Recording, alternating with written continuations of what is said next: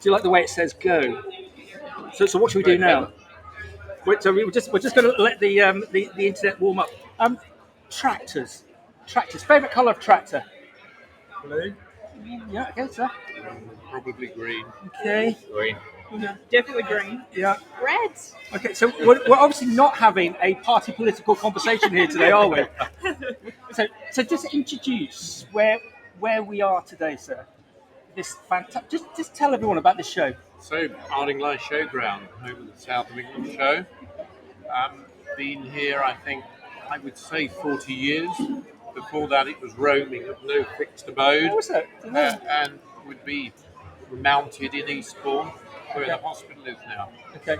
I remember as a very small child going on a float depicting farming to the South of England show, and the farmer dressed as a shepherd, and our pet dog on there as a alleged sheepdog. Excellent. We were talking earlier with the Vice President about, and we won't be very genuine, with myself and our colleague Mark Campbell from the HDB, that we go to a lot of shows and events, not only in the UK and overseas, but we think this is one of the best shows, one of the best country shows. Would you agree? Yeah, definitely. I'd say it's one of it's up there for sure. There are a couple of others around, but this is definitely by far a good one. Excellent. So everyone, internet's all live. We're very proud to say that we're live with the South of England Agriculture Society from the South of England show today. And we're going live from the Young Farmers building. And we've got to thank the Young Farmers very much for allowing us to be here today. But also, we just want to say a big thank you to the sponsors, Fram Farmers. Who doesn't know Fram Farmers? Fram Farmers provide the purchasing, group marketing and an admin function for over 1,400 farming businesses across the UK. They stand side by side with farmers nationwide, purchasing farm inputs, marketing their cropping, and acting as an extension to their farm office. I'm actually a little bit biased because where I'm based up in Bury St Edmunds in Suffolk, we've got a lot of farmers up there who work with Fram Farmers, and quite often they'll say to me that they couldn't exist without farm farmers taking on that responsibility of the likes of the seed purchasing and the marketing of their crops. Their teams provide independent advice and market-leading expertise, enabling you to make the best purchasing, trading, and admin decisions for your business. So, Fram Farmers, thank you very much for sponsoring this technical forum that we're doing live from the South of England Agriculture Society. So, we've got a really interesting subject today of how do we collectively create more trust between the farming community and the general public. Amy, why do we need to do that? What's the point? We don't need to create more trust, do we? We need to engage and really build on trust. And so it's all about that continuum of trust and building on it. Okay. Kendra, we don't need, I'm going to ask again, we don't need to build that trust, do we? I think we definitely need to build that trust. I think that in the UK, farmers obviously are they're one of the most trusted members of the supply chain, but we can't take that for granted. You always have to keep building and working and continuing to make that effort to engage with our consumer and public stakeholders, because 10, 20, 30 years from now, we don't necessarily have that trust in the bag, so we have to keep making that effort and bringing people back closer to where the food comes from. So everyone, you can see where we're going with this. Our colleague Mark has done such a good job, such a mercurial job to get some really interesting speakers, and not just from the local area. We've got some interlopers who are going to give us their expertise. But let's do the introductions first. Let's go this way round. Introduce yourself to a few thousand people. Hi, I'm Andrew Flake. I'm a fifth generation farmer from Sussex. We open up our farm to the public. So we open up for 5 weeks, 6 weekends for lambing. We get about 20,000 people. So we're a working farm, so we open as we are. So you see us how you find us. We don't hide anything. We lamb 800 ewes indoors and 70 penny Sussex cattle, and then arable, and do lots of other things as well. Yeah, check out his social media. It's brilliant, sir. Yeah, hi, I'm Peter Appleton, third generation dairy farmer. We're producing about 5 million litres of milk. Wow. So connecting with every member of the general public is crucial. They're all our customers. So for more than 50 years now, we've run a bluebell walk and farm trail on the farm. That sort of built over the years. It has quite a strong charitable element to it. We've raised over £1 million for different local charities, and 51 years this year. 51 years. And we'd see 20 to 25,000 visitors through each season. Yeah, excellent. Thank you, Kendra. Hi, I'm Kendra Hall. I'm a 2022 Nuffield Farming Scholar. I'm also a communication specialist. I work for an agricultural PR agency called Reverberate. And just show off for us some of the events that you assist to run. Yeah. Well, we work with loads of different businesses in the agricultural supply chain, from Arla to Llama Show to, which is how we've connected before. For farmers, lots of different great businesses in the supply chain. Excellent. And also, just tell us about Nuffield. Yeah, so Nuffield Farming Scholarships are they're a charity organization. They basically identify who they believe are the future leaders of the industry. They give you a bursary to go out into the wide world and study a subject internationally that you care about. It's an informal project. It's completely self-led, and it's the opportunity of a lifetime. Yeah, brilliant. Peter, did you hear that? Future leaders, Nuffield. That's you and I out. Yeah, good. No. I don't know about that. Amy. Hi, I'm Amy Snowden. I'm an Australian. I'm currently a Nuffield scholar as well. So I'm travelling and looking at agriculture education, which is why I'm currently visiting in the UK. So I'm looking at ag education and engagement models, which includes agricultural shows. Particularly, I'm really passionate about engaging the next generation in ag, so particularly younger kids that get really excited about food and farming. And my background is my family farm in southern New South Wales. We're hay producers, so I love that you brought in the straw crops for us, although we prefer lucerne. And we do a little bit of arable cropping as well. Okay, Lego. Yeah, I do have a passion for Lego, and I use Lego through a little side hustle called Little Brick Pastoral to showcase farming and Look it celebrate up online. Australia. Look it up online. Keep going, keep going. Find the Lego Farmer online, and you'll see what I've been playing with for about 10 years. That's kind of snowballed into my passion. And do you find that Lego project's the wrong word, but do you find that attracts kids to agriculture farming because you've given it such a really interesting, unique, positive spin? Yeah, absolutely. And not just kids, because, pardon the pun, but Lego really connects with everybody. And people will just absolutely draw to it because they remember playing with Lego as a child, or their kids are currently playing with it and will just draw in. And there's lots of people like me who haven't stopped playing. Yeah. When we get this recording up, we'll stick the links in for the for your social media because they're great. Leighton, you were late to this. Why were you late? Go and show off. You want to hear? Showing cows, yeah. No, I'm Leighton, Sussex, young farmer chairman, also the South East area chairman. Very passionate about farming and the way that it's going to go in the future.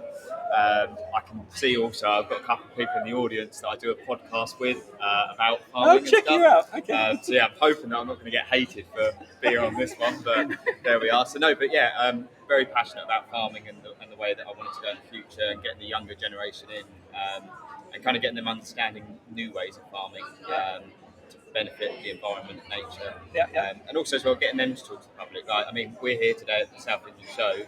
This is the prime place to have people to talk with the public. The cattle are here, the sheep, the pigs are here. Yeah. I mean, yeah, it's fantastic. Yeah, so I suppose this comes down to the discussion that we want to have. That the thing I find about agriculture is really human. No offence to say accountancy businesses, but can you imagine going to an accountancy conference? I'm sure it'd be very interesting. But here, the whole thing about agriculture is that it's very human and it feeds all of us. But then why do we have this issue that 6 out of 10 kids in the UK don't know where fresh produce come, don't know where your milk comes from? How do we resolve that? Well, look, you've introduced the entire panel here. We're all very connected with trying to get the general public back onto our farms and explain what it is we're doing. Yep. Most of our customers now are 3, 4, 5 generations away from the land. You go back 200-300 years, and most of those people would have been living and working on the land. They're not now. Yep. So inner city kids just don't get out and onto a farm as much as we'd like. Yep. We're looking to change that, all of us. Yep. So Andrew, if you like to take the likes of France, I can't remember the statistic, but it's something like it's either 8% or 12% of the population are directly involved with agriculture. In the UK, it's now sub 1%, but we're a smaller island. So with the work that the both of you guys are doing and bringing the public in, how can we take that further to get more kids? Is this what we need to do? Get more kids onto your farm? Yeah, we need to get more kids onto the farm. I think kids especially, they love seeing animals, they love going actually seeing, they learn by seeing something. not necessarily getting told and pointed at something, but if they actually go experience it. It's amazing to think that people need 3 meals a day, which are produced on farms, yet actually the percentage of people that have been on the farm is a tiny percent. The people need to get out there, see and actually understand about it. Yeah. It's a bit like I did a broadcast recently with a very large tomato grower, and I said, "Do you need a brand? Do you need a brand? That'll get more people to buy your product." And he said, "Max, no, you're wrong. What people need to do is taste tomatoes, because once you've tasted tomatoes or fantastic meat or fantastic milk or fantastic lamb, you've got them." It's a bit like the analogy that they talk about the Castrol GTX factor. Do you remember Castrol? That you start off with Castrol oil with your push bike, and then you go to your moped, then you go to your car, then you go to your tractor. So you get them all the way through. But again, let's look at it from a PR perspective. With our PR guru here, how do we get those kids, those families more engaged with farming? What a question! I love that you asked me that question, Max. It starts with values. We talked a lot about already that farming is very human. It's very emotional. Like all of you guys who farm, you feel very deeply what you guys do, and I think people feel the same. Like consumers and the public, they feel the same when it comes to animals and the land, and they just don't quite understand it. But if we want people to connect with us, we have to tap into that. And that's not necessarily about sharing facts and figures and educating people. It's about winning over hearts and minds, and it's about sharing values and why we do what we do. Yeah. So, Amy, let's look at it from your perspective of Australia and also in your travels with Nuffield. Does Australia have the same issues that we have? Can we learn from you? No, absolutely. And where I've gone around the world, many countries are facing the same issues. And if we look at our labour forces coming into agriculture across the entire farming production system, I haven't been to a country yet who said, no, we solved it all, and we do not have a problem in terms of attracting. So we're all in this together around the world in terms of agriculture lifting its image and that conversation around and engaging people to know A, more about their food and fibre production, and but B, also want to be involved and come along and join a diverse industry that's really exciting and is increasingly full of technology and innovation. Yeah, well done. So is it not actually our fault? Should we be leaning on other people to create this education? Unless you tell me otherwise, you're not selling direct to the consumer per se. Either yourself, Peter, there's more likely to be retailers. Should we be leaning on the retailers to do more for us? No, I don't think so. I think really the main line is the farmers have to do it. The farmers are the ones that tend the land. They're the ones that know the livestock. They know what they're doing. I think the farmers need to get out there. They need to be the ones to say, right, come on, I want to help you guys understand where your food's coming from. Yep. And allow people to come onto the land. Allow schools to come on. I mean, we do school trips on the farm that I work. We have schools come along. We get help from the government with that because obviously we're educating them. But if you don't have that, then you're not going to teach people. Yeah. And I know, we all know that some farmers can be very grumpy, and we all get looked upon like kind of, here comes the grumpy farmer kind of thing. But it's not the case at all. I mean, any farmer you go talk to, I guarantee they'll stand there for a good 10 minutes talking to you about the animals that they've got, the land that they farm, because they're passionate about it. And that's the whole point, is having the passion, the love, and the inspiration to teach young people. I love this thing, just as a segue, this thing that's just come up, I don't know if it's that nationwide or just in East Anglia, that on footpaths there's now a QR code, and you can scan it, and it scan the farmer. It tells you all about farmer, what crop is there. I'm actually part of AMTE, the Farm Cluster Group, and under federal funding, we managed to get QR codes. So actually, on South Downs Way on my farm, there is a QR code. If you scan it, a picture of me will come up, and I'll say, "Hi, I'm Andrew Flake," and say a little bit about the farm, basic information, which is amazing. And actually, it's quite amazing. People who actually do that and come up and say, "Oh, you're that farmer. I've seen you on that fence post," which sounds quite odd, but yeah, it's amazing actually how well it works.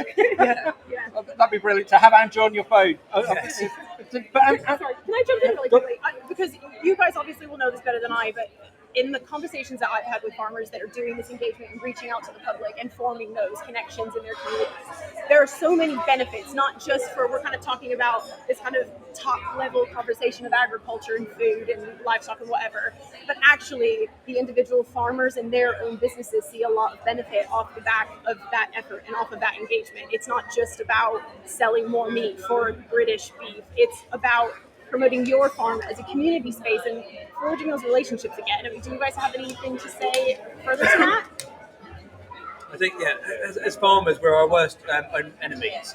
because we're farming, we're working the land, we struggle for time to do things as it is, let alone to actually integrate with the public. So if we had more time to do that, but then that's more cost, or we've got to employ someone else to do our jobs. So we need to educate the public, but actually we're all guilty of it. We all need to give a bit of time either to talk to people on the footpaths, to go out, just so actually we are getting the information across it, rather than just thinking, right, I've got 1,000 more jobs to do, I can do that, and ignore everyone around. But Peter, you've been a bit quieter on this in the respect of, do you think if we had your picture above the milk in a particular retailer saying, I'm super proud to grow this, create this milk for you, do you think that would sell more milk? Do you think that would endear the public more to the farming community? I think if they had my son's picture Nice swerve. or my staff's picture, that would absolutely do the job. But you have to remember where we've come from. Wind back 30, 40 years. All the farmer had to do was produce food to feed the nation. And that balance has tipped now, where you are not guaranteed a market. That's what's changed, and that's what this group are gradually realising. Today's farmer is gradually realising they need to pick up some of the responsibility to market that food. So, something that we've done, which has been really interesting, all of our milk is ring-fenced to Tesco. So rather than trying to sell, market, promote our story to an individual customer, we've had all of the people out of our local Tesco store out onto farm, tractor and trailer ride, show them what we do, what goes into producing that pint of milk or pound of butter or pot of yogurt, and then gave them a beer and a sandwich at the end. So they in turn are our ambassadors. Okay, because if you know the stats as well as I do, that 85% of all agricultural and fresh produce goes through UK retailers. So if we've got those retail workers inspired and actually understand where milk or potatoes or lamb, and work with them, they are our agents. And there is this oft-peddled story that supermarkets are the villains continually driving price down. Actually, no. Largely these days, we produce on a world market, and world market plus or minus determines our price. And most of the supermarkets, I would say all of the supermarkets in this country, they have to respond to that pricing. And they do look to return a fair market price to the producer. So let's go back to our international correspondent. Two big retailers in Australia, Coles and Woolies. How do they compare to you think to retailers here? Do they have a symbiotic relationship with their farmers, their growers, or it is very much a duopoly? So there can be that differing thing and price wars and lots of things. So it can be a love-hate relationship. We obviously need them, but are they paying fairly? I think there's a real role for that in terms of engagement, them being our ambassadors to share our farmers' story and to put a face to our farmers rather than just being our veggies just turn up. Well, who actually grew those cucumbers? Who grew those tomatoes? Who are the faces behind those? How are they engaging? What are they doing? So I go back to my standard stat that 6 out of 10 kids don't know where agriculture fresh produce come from. It's really interesting hearing Leighton and Andrew speak, because to me, you're not farmers, you're businessmen, in that you've got the farming aspect, but you've also looked to put time aside to promote your business. And it's not promoting business that might come in the door that afternoon. It's for the long term. Yeah, definitely. I mean, whatever you do on farming, like he's got the post on the little QR codes on the post and things. That's brilliant. That's one way of doing it. Like the smallest things you can do is definitely help towards the business. And you got a farmer isn't just a farmer. They're an agronomist. They're an accountant. They're engineer, social worker. So they do a lot of work to get where they are. And obviously, it is nice just to be able to give up 5-10 minutes of your time to talk to someone and actually be appreciated for what you've done. And to go on, Andrew. As a lot of farmers, we think ourselves farming as a lifestyle, not necessarily a business. Yes, obviously we need to live off it, but we don't make all our day-to-day decisions around money because we want to do it. We enjoy it. We enjoy seeing and rearing those animals. We love seeing the lambs at lambing time. We love growing them on. We do love the finished product as well. But you've got to have the whole system in place. So for us opening to the public, actually we opened in 1970. It was the first time we did an open farm, and then 9 years after that, every single year we've opened for lambing since. So obviously not mine, my mum and my granddad were doing that. But we love educating the people, showing them what we enjoy about farming. bring them in for lambing, showing the kids what a lamb is. Actually, yes, saying where food has come from, and actually explaining if people didn't eat this, we wouldn't grow it, we wouldn't rear it in the first place. So yes, it does need a market, but we want to get people on to actually see what we do, what we love about it, rather than just, yes, buy this because I love this man. Earlier, he was showing Mark and I his figures of your kids because you're so proud. He wanted to get them out. Yeah, so I think, well, a lot of farmers, there's so much going on. Like you say, we're doing so many different businesses, we do so much on the farm, and actually trying to remember it all is quite hard. So it's good to get the key facts right. Yes, embarrassing, writing it on my hand. But yes, before my time. And let's just talk about the tools that we've got at hand. You look at the setup that we've got here. You won't believe it, everyone. We're running off a mobile phone, transmitting to 17 different social media platforms. Social media, technology, AI. When I started up my farming career, we didn't even have mobile phones. And Peter, now look where we are. Is that to everyone's advantage to be able to use that to capitalise that to keep on giving this message out? As we, can it be used constructively? Oh, it's absolutely the future. It's way over my head. You might be surprised to hear, but we've all used SatNav to get here today. Yep. We need SatNav to guide people to our products. Yep. And just selling that story with your QR codes, with you logging on a daily basis, makes a huge difference. Yeah. Okay. So with social media, there's some. I've always say that when people come to me to say, I want to do a blog, I say the first 3 months is a bit like shouting into a wood. There's no one there. There's no one there. Then suddenly someone taps you on the shoulder and says, "Oh, I saw you do this, or I saw you did that. That's really interesting. Can I find?"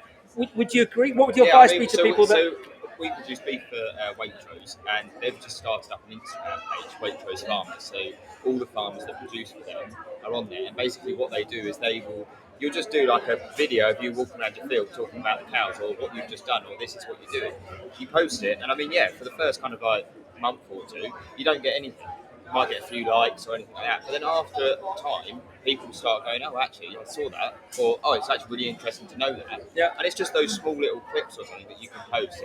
It gets so far, far. But you got to You got to keep doing it. Continuity. You can't stop. I mean, like with the young farms and stuff, there was a couple of years where it kind of went a bit quiet, and then they started losing a bit of interest. But then now all of a sudden we've got a great team out there that are now really focusing on all the events and all the social media side of things, and we're getting members through the doors like there's no tomorrow. Like it's brilliant. I won't name him, but there's a person that myself and Mark do quite a lot of broadcasting with, and he stated on a podcast I was involved with that his YouTube work actually pays the farm wages, and so he uses that as another farm income.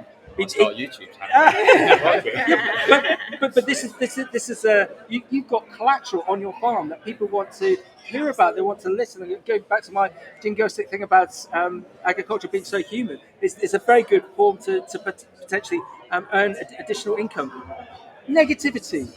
What about negativity? Because you're putting yourself out there. There'll be some people that don't like what you do. Where I live in Bury St Edmunds, on my Facebook group page this morning for the local village, the farmer only cut half a verge on a particular field, and this person came on and said, "Oh, did you run out of petrol? Shall I go and the farmer's eloquently gone back and said, "No, the chap had to go to a wedding. He's coming back in today." So he answered it very constructively. Andrew, what's your thoughts? Because there's going to be some people that, especially with keyboard warriors, that I've always been a bit more scared of technology. It's amazing. People can take a video of it, good or bad, and put it out there. And bad gets around a lot quicker than any good does. But I'm amazed actually on the public that they want to know the honest farming. They want to see it actually as it is. Yes, things go wrong on everyone's day to day, but especially on the farm, animals involved in that. But they love they don't love when things go wrong, but they love when you explain what's happened, how you're going to treat it, what you're going to do. So actually, there's so much goodness coming out of it that way. I've got some very good friends who moved up to Lancashire. They couldn't get farm tenancy down here, and they started a company called Lancashire Land Boxes. Their farm was really struggling. They actually went to the RABI and they got funding because they couldn't afford to put the heating on. They really and she's really honest about this. And they've now started on TikTok, all sorts of different pages. I think they've got over 500,000 followers. Some videos have gone over 1 million things, and they're selling lamb boxes to the public and other forms of meat. But she does these videos, and she's honest, and she says everything about it. She said, that she had to go and get this financial support because she couldn't do it. And I'm amazed at the public how much they're actually supporting us. I never thought we'd get the support that we do.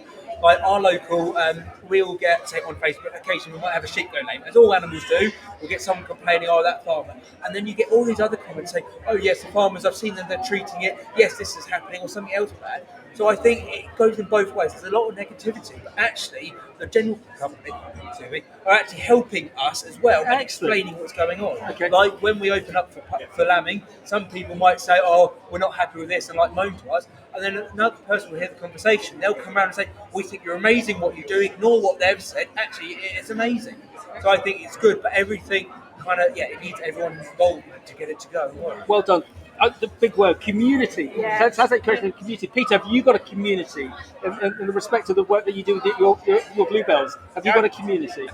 I guess our community starts on the farm with our staff, and we often have a conversation with our staff about the stuff we do on the farm. And actually, the barometer is how would this look on film, on the screen, on TV. If you don't think it looked good, then you probably shouldn't be doing it. Right. So we're very, very conscious and try to imagine that we're being filmed all the time. Yeah. And actually we are when we've got the Bluebell Walk going on. Actually we are if we do Open Farm Sunday. Actually we are on screen if the vegan animal rights activists come round to visit us. We're happy to talk to them.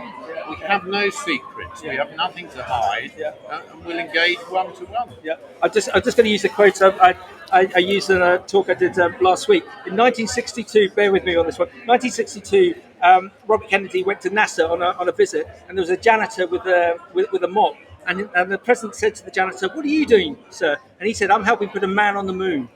And so it's a really important point. If we can get all of our team so enthused, and everyone that we're talking about so enthused of what they're doing, we're just going to have positive radars out there. And Amy, in your travels, have you seen examples of this? Because generally, most people are really excited to be working in agriculture, aren't they, globally, from what you've seen? Yeah, absolutely. And they want to share that. They want to share their story. And yes, there's lots of rules, but if we're transparent, then people respect that. When we start to put a mask on and hide things up, that's when people start to get a bit cagey and iffy and go, well, if they're trying to hide things, what more are they hiding? Whereas if we bear it all and actually be really transparent and honest and go, yeah, my lamb was lame and this is what I've done to deal with that, then they go, well, actually, they're being honest, they're showing that, they're showcasing that, then we're actually starting to reveal that. It comes back to those sort of values that people are speaking about. If our values are to be transparent, then we're going to build more trust with that. Yeah. So Kendra, imagine South of England annual conference in November. You're a headline speaker. You're talking to everyone about how we promote agriculture, how you promote agriculture within your farms. What would your advice be? Authenticity, honesty, transparency, and values. Like those four things, if you really package those up, you can't go wrong. That's what people react to. They want to see real. They want to be a part of a community. They want to see why. They're willing to be involved and they're willing to support, but they have to understand the why. We talk about that a lot. Okay, collaboration. But one thing I've learned over the pandemic is that we can have better businesses and better sectors if we collaborate more. We've talked like we're quite individual here, but should we also be endorsing trade groups, other organisations, other schooling systems, or should we just be lone people shouting into my proverbial wood? Peter, should we collaborate more? Look, absolutely. I'm sold on collaboration. I'm an ex-director of Fram Farmers who are sponsoring this. You didn't know that. So they do all of our purchasing for us, almost without exception. And we're members of ARLA, who are one of the largest milk cooperative marketing groups in the Northern Hemisphere. They do all our selling for us, which allows us to get on and do what we're good at. It's running the farm, it's producing the milk, and it's communicating more locally with our customers. Well done. And collaboration with the trade groups that you're involved with. Again, do you feel you're a bit of a lone voice, or are they with you? They're definitely with us. I can say that. Some people we know that they aren't, and they are struggling out there. There are definitely farms out there that are struggling, and they need that help and support from and collaborate with other people. But it's just a case of finding that. And I mean, there's plenty of different organisations out there, like you said, the Rabbi people, FCN, all of that. I mean, they're there to help farmers to be able to go in the right direction. yeah, collaborating is one of the main things to be able to keep your business running, because for us, we sell to Waitrose, but you've got then like the abattoir, you've got the lorry man, you've got then where it goes to packaging and things like that. They're all involved in the same thing, but we are the main people that are starting that chain off, and you've got to keep us happy to keep it going. You're feeding the country. And you've also got to come back that step. There's all the people before that farm gate as well. There's the research and the genetics and everything else that are going. And there's that continuum of careers and excitement. So when we talk about agriculture and engaging people, we're not just saying we need the next generation of farmers. We need the next generation of researchers that bring the tech in, and the next generation of suppliers, and that entire continuum that we actually want to get excited and engaged. Not just so that everyone can be a farmer, because not everyone's going to be a farmer, but what is the entire...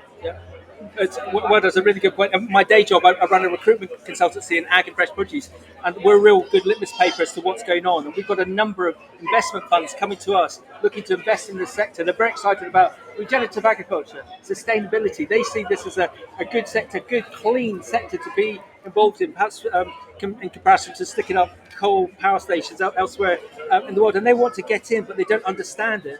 But they've got a lot of pension funds to invest in it. So just as you intimated, it's not just the farming side, it's all the tech as well. So on a career perspective, it's very exciting for the younger generation to come in to be farmers or to be involved in the tech side. Politics. I always use this example of the Dutch diamond. In Holland, they have this great example of government, academia, and business, and they work in this lovely virtuous circle, supporting each other. And that's one of the reasons why the horticultural industry in Holland is one of the strongest in the world. Here we've got a general election coming up, unless no one's going to tell me we're not in Purda. We're allowed to talk about politics up to a point. What are your hopes as to what a new government, whoever it may be, whatever colour it may be, what are your hopes as to what they could do for us, Andrew, come the end of the year? I think going to politics into farming agriculture, I think the one biggest problem is farmers are under 1% of the population. So actually we do tend to, I feel we fall underneath that actually our 1% of vote isn't worth as much as a lot of other people. So I do think as farming we struggle actually to get the support that we need. Everyone might say, we need to plant woods, good for the environment, everything else, to get the general public's view of trees are good. Yes, trees are good, but also having rotational grass down, having permanent pasture can actually produce as much goodness as planting a woodland, and we can farm it, we can manage it correctly, how we want for the environment, for the wildlife, and then still get a result out at the end of the day. So I think we need someone that will actually listen to farming, listen to all the advice that's out there, and actually help support us to produce food production, but goes hand in hand with the environment and all these other policies. It's not a one-trick pony, it's not a one-line, we all need to work together. Yeah, Peter. If I can just slightly answer Andrew's concern that we're a small chunk of the population. We are, but we have one of the strongest representing unions championing our cause. And every new administration, pretty much first in, is the chair of the NFU. So they punch above their weight. And if I had one request, one message to any new administration in number 10, it would be to value home-produced food more, because recent history has shown us that you just cannot whistle up another boat for another lorry load from Europe, from further afield. And then there's a terminology that I picked up that government use internally, that we're but 4 missed meals from a revolution. So we've got to make sure that Joe Schmo out there has food on the table. And then they need to believe what they're saying. There we go. And practice what they preach. Later, do you agree? I totally agree with all that, yeah, definitely. And for being a young person, voting is obviously very challenging. You don't get taught it at school or anything like that. Do you kind of just want the truth right from the beginning and for them to stick with that throughout? And you want them to be beside every single one, not just a certain group of people or industry or anything. It needs to be spread across everything. And for a young person, I mean, I will be voting, but it's a case of which way you go, which is going to benefit me in the long run, and also my industry that I want to carry on. Hopefully, it will survive. So, ladies, let's lean on your international experience again. So I'm stating that we're a bit broken here with my lovely example of the Dutch diamond. What have you seen internationally? Kendra, you go first. Are we better than some or worse than some? What do you think? Well, I think going back to what Amy said before, I don't think the UK is unique in any of the challenges that we're facing. I think every country I've been to experiences the same challenges, connecting with politicians, with businesses, with research. I think what we need is a shared vision across the industry. What are we doing? What are we making? Why are we making it? And I think that's something that British agriculture is missing. Yeah. Is some leadership and somebody to step up and create a vision that everybody can be working toward. You mentioned earlier on your farm, or you mentioned, sorry, about NASA, like the janitor, the custodian, he was working toward a mission. And I think that's what we need in farming. Inspire everyone, bring people in. People want to come in, they want to be a part of something, right? Yeah. And I think it's also a lot of that. And Amy, Australia's obviously perfect. Absolutely. Yeah, we have no political problems whatsoever. Yeah, let's all move to Australia. Rosettes. Yeah, in America, Blue Amy. rosettes. What's going on in America? Oh, I don't know. Oh, really? It's very quiet. And is there anything we can learn from Australia? Probably no. We've and the interaction definitely with got our government? challenges. No, definitely got our challenges, and I think part of that is to making sure agriculture's got a united voice when it goes to. Goes back to Peter. Going back to if you've got a really strong union, is it representing all sectors, and is there, making sure there's not competing voices when they get to there, and that's a really hard, really tricky thing because dairy farmers might not want the same thing that your beef and lamb farmers want, so there might be some conflicts. And how do politicians deal with that? We are a small sector in terms of a global economy, but we represent and we look after the land, and so much so. How do we do that in terms of our numbers when we get to that high level of government?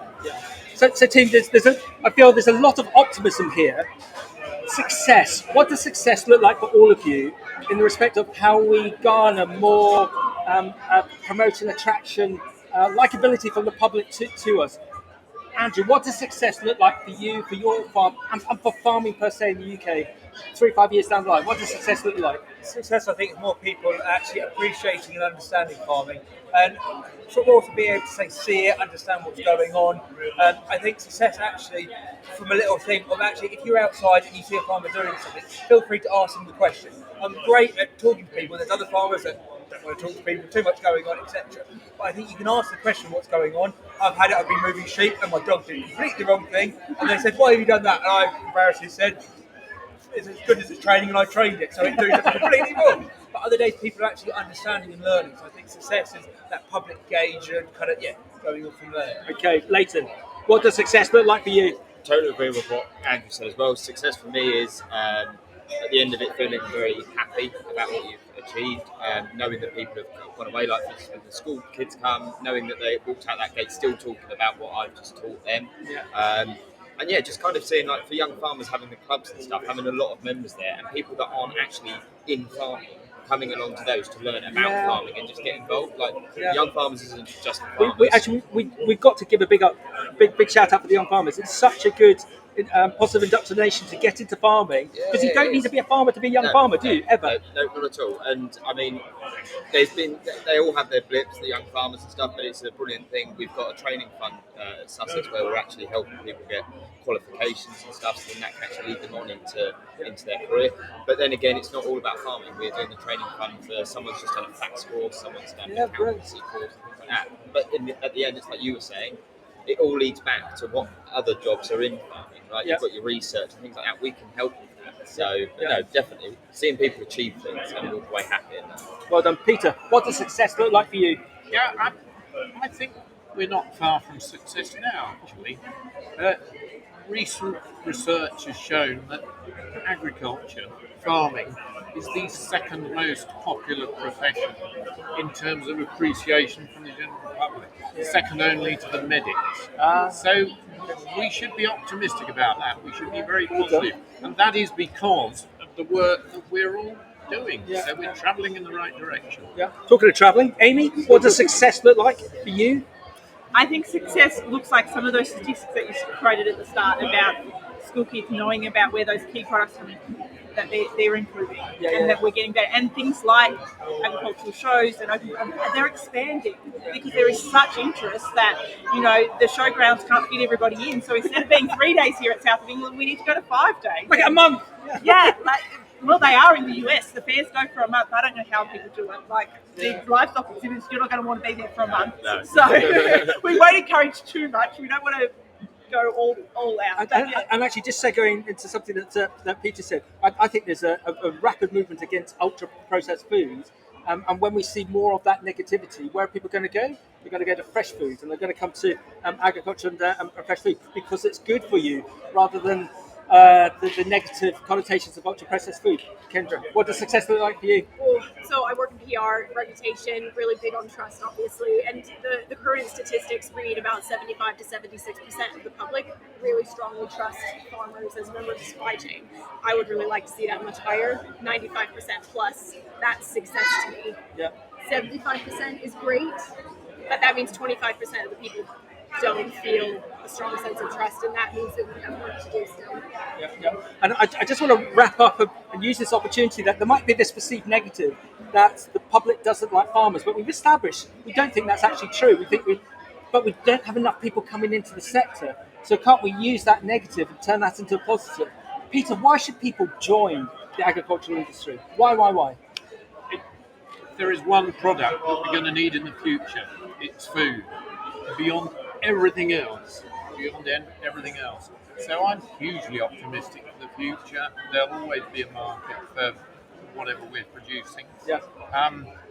Come on in.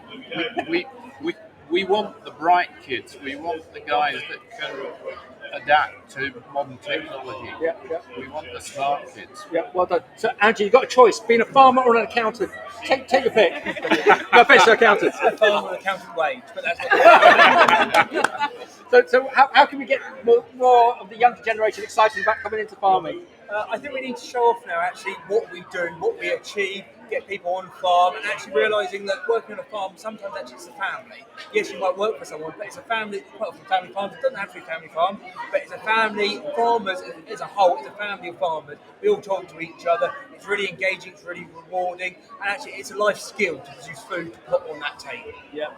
Leighton, how can we encourage more people to come in? Well, to I mean, agriculture? to start with, we're at the South England Showground.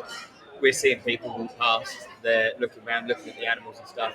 Come to one of the shows, see the animals, speak to the farmers. Everyone has their opinion and they're all entitled to their opinion. But at the end of the day, you've got to talk and you've got to work together. We're all on this world doing the exact same thing. And like Peter was saying, that food is the most important thing. It is the most important thing, and you need to know where it comes from. And that's why you've got to come talk to farmers and just get in. And also join a young farmers club. That's the main one. That is the main one. Start there and work out. Good show. And Amy, you're revolutionising the agricultural sector internationally with your Lego farmers. But go on, give us your words of wisdom. How can we get more people into farming? Well, for me, it comes back to whatever you like, whatever you enjoy. There's a career in agriculture with it. Yeah, So whether you're creative, whether you want to be in the lab, whether you really like being outdoors, whether you love animals or soil or machinery, there's the breadth of careers in agriculture is just so incredibly exciting. Yeah. There's a career in, and to top it all, we have the most incredible opportunities. If you had told me when I was in school, like I could be traveling the world with a career in agriculture, that is insane. Sat next to Leighton and I on a couple of bales in Harding Light. She's living the You've dream. achieved everything. Like it is just incredible, like the opportunity and to travel the world and to talk to farmers and to like genuinely you can go anywhere and literally and there's common ground one and big values. family, one big community globally. Yeah, okay. It is such an exciting industry. Kendra?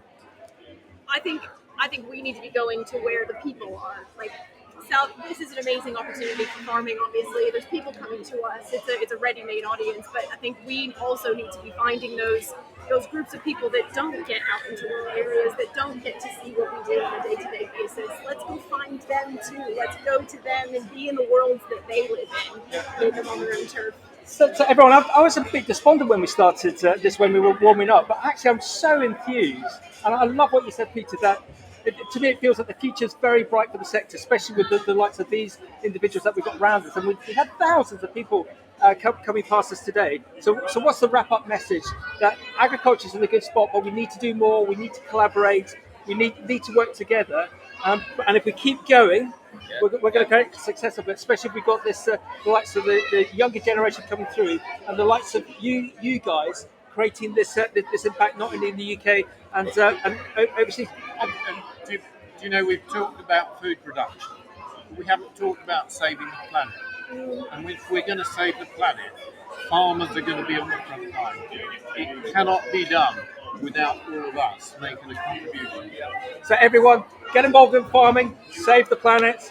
I just want to give a big shout out to the South of England Ag Society for allowing us to set up this technical forum today, and also to Fram Farmers for kindly sponsoring it. See if this works. After 3, we're all going to shout out as to what is the best agriculture show in the UK. Right, you ready? So here we go. 1. Who is the best agriculture show in the UK? 1, 2, 3. South of England! No, they didn't hear us at the main stage. Who's the best agriculture show in the UK? South of England! That's a wrap. Well done, everyone.